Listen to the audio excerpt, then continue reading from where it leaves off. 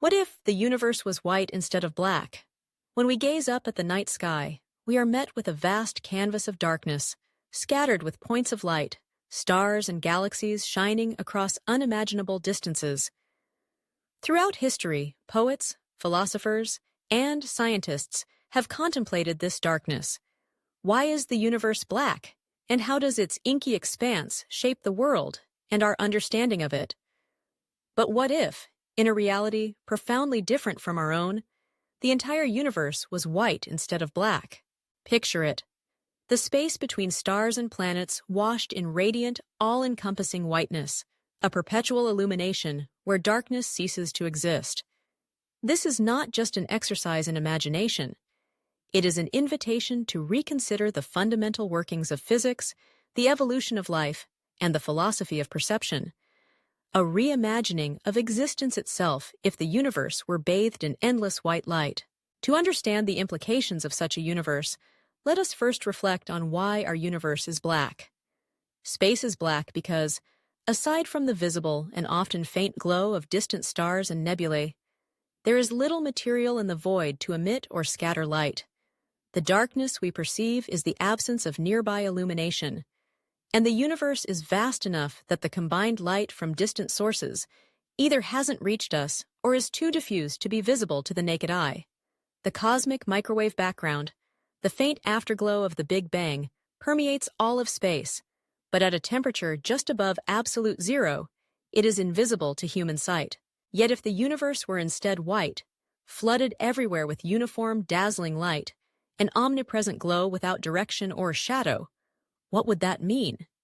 How could such a universe come to be, and how would it affect matter, energy, and the phenomena we take for granted? To begin unraveling this idea, we must decide what is meant by a white universe. We might imagine that, everywhere and always, space itself emits or reflects white light. Wavelengths from across the entire visible spectrum blended so that one perceives pure white at every point, no matter where one looks. This could be the result of every particle radiating visible light, or perhaps some cosmological feature causing the very fabric of space to glow. Alternatively, the phenomenon could arise if light from all stars and galaxies, traveling unimpeded, accumulates until the sky ceases to be dark. This scenario echoes the famous Olber's paradox, a historical puzzle pondering why, if the universe is infinite and filled with stars, the night sky is not ablaze with light.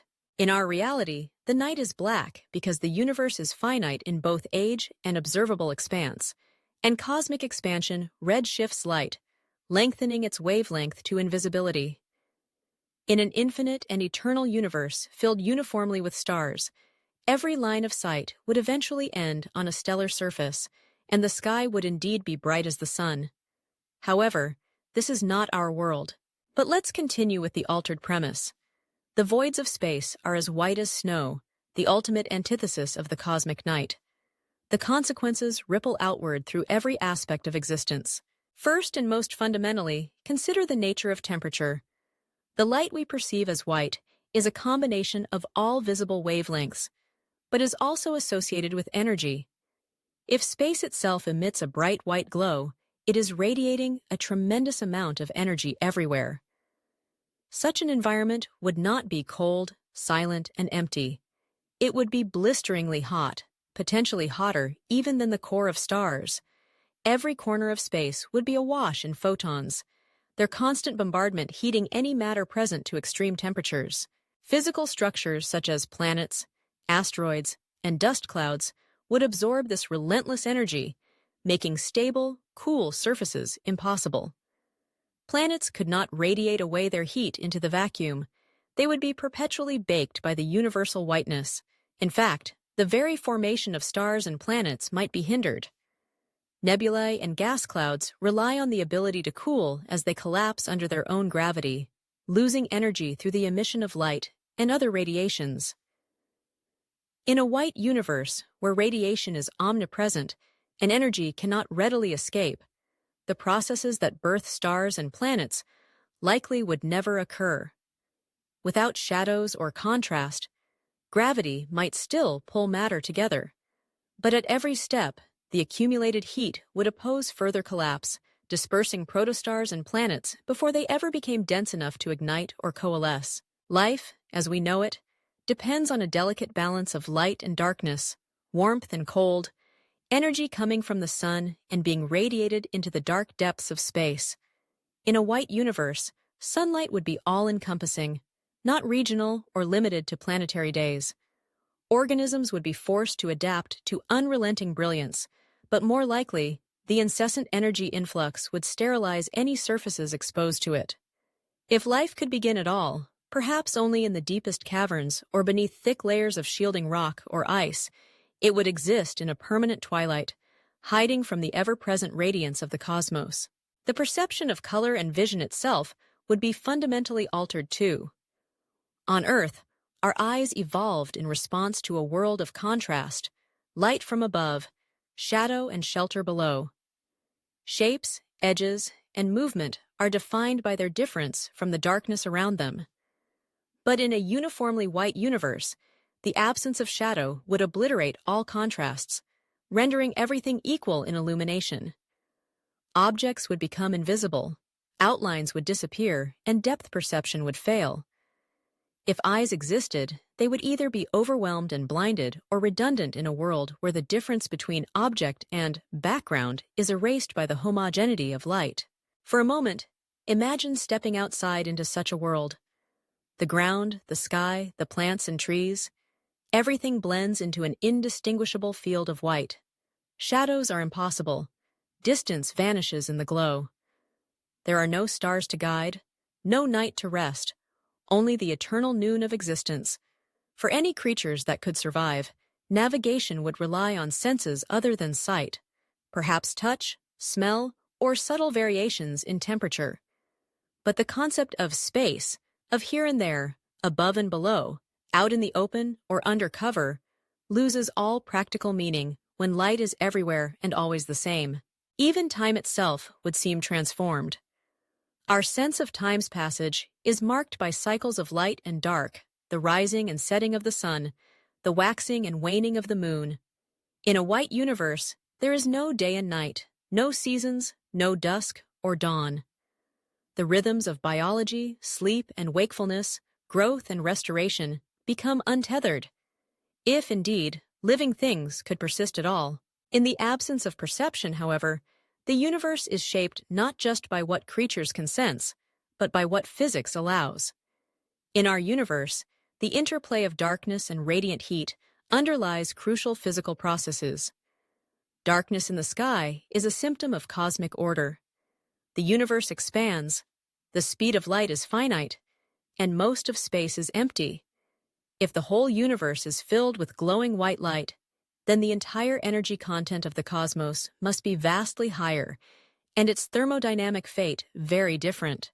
Such a high background energy would rewrite the cosmic script, perhaps leading to a universe where smaller, more delicate structures are impossible. Stars, planets, and molecules might be unstable, dissociating in the perpetual onslaught of light. Now, let us venture deeper and entertain a more subtle version of the white universe. Suppose space appears visually white, but without the overwhelming consequences for temperature. In such a universe, the whiteness is not physical energy, but an illusion, a property of perception or a trick of cosmic geometry. Perhaps, everywhere one looks, rather than seeing nothing between the stars, a veil of white is projected. In this scenario, perception is altered, but physical laws remain the same. Planets still form, stars still shine, but all observers see the sky as brilliantly white, no matter the reality. In this version, the mystery becomes psychological and philosophical rather than physical. Astronomers would peer into the heavens and see only white, unable to learn of the galaxies beyond, unable to study the age and structure of the cosmos. Night and day would be indistinguishable. The sky would glow whether the sun had risen or not. The lack of darkness would influence art, myth, and the rhythms of civilization. Perhaps, in seeking to find meaning in the whiteness, people would turn more inward, dreaming of darkness as a lost mythical past. Yet even in this world, natural cycles remain necessary. Life flourishes in intervals. Rest follows activity, sleep follows waking. Cut off from the cues of light and shadow, organisms would need to invent internal clocks more robust, more precise, to compensate for the uniformity of their surroundings. As a result, cultures and technologies might diverge dramatically from ours, with new traditions and inventions to mark the passage of time and to create moments of calm in the endless daylight.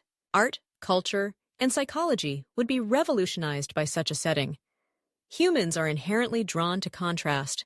We paint nightscapes, we marvel at the stars, we seek respite in the shade. In a white universe, the absence of darkness would birth a world of longing, perhaps even a reverence for shadow as an idea. Dreamers would tell stories of hidden places, secret enclaves of silence and darkness, where one could find relief from the overwhelming light. Artists might rebel, painting canvases in shades of gray or inverting the world's brilliance to imagine the beauty of night. Returning to physics, let us revisit Olbers's paradox with renewed curiosity. If every line of sight ended on a star's surface, the night sky truly would be ablaze. But in our universe, cosmic expansion lengthens the wavelengths of distant light, pushing them into the invisible, and the finite age of the universe means we see only so far into the past. In a white universe, by contrast, perhaps cosmic expansion is absent or reversed, or the universe is infinitely old, allowing the buildup of all light from every source at every distance. Yet this, too, leads back to the earlier conclusion. Such a universe could not support life or structure as we know it, for local variations in energy would be swamped by the universal flood of photons. Thus, the very darkness of our sky is a precondition for existence. It is what allows energy to flow, structures to form, and life to thrive. The contrast between light and shadow, the emptiness of the night between the points of light, is not a void but an essential feature of creation. In the darkness, heat escapes, things cool, and complexity emerges. Some might argue that a white universe isn't just impossible, but conceptually incoherent. Space is defined by the absence of matter and the absence of emitted light. Otherwise, it would be fill, not empty. For the universe to appear white, there must be a pervasive source of light with no direction or origin. But the more light, the more energy. And if everything shines, nothing is distinct. At a deeper level, the question echoes a central theme of physics and philosophy, the meaning of nothingness. Is darkness an absence or a presence in itself?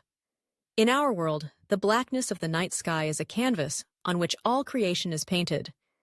It is not just a backdrop, but an integral actor, shaping worlds and lives through what it withholds as much as what it reveals. So imagine, once more, a reality of perpetual white. The stars are invisible, drowned in the general glow. Outer space becomes impenetrable to the eye, neither mysterious nor inspiring, but simply blank. The subtle motions of the heavens vanish. The changing constellations are gone. There are no meteor showers, no lunar eclipses or planetary alignments to marvel at. The awe that comes from looking into the deep mystery of space is replaced by a strange, relentless certainty. The universe is, everywhere and always, the same. In such a universe, wonder and curiosity would seek new outlets. If no stars could be seen, perhaps science would develop not from observing the heavens, but from studying the Earth and its patterns. Navigation, agriculture, and calendars would find fresh solutions, untethered from the sky's cues. Perhaps the very idea of exploration would change, with invention driven less by the pull of distant lights and more by the quest to create novelty in a world of sameness. Ultimately, the question, what if the universe was white instead of black, is a powerful thought experiment.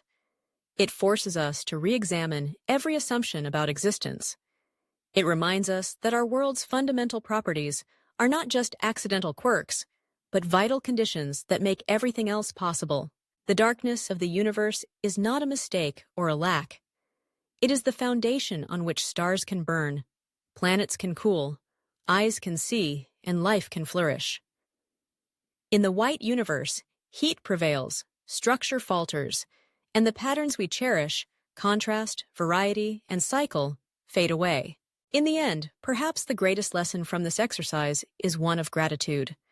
The blackness of the night sky, so often taken for granted or feared, is the very thing that allows the universe's complexity to bloom.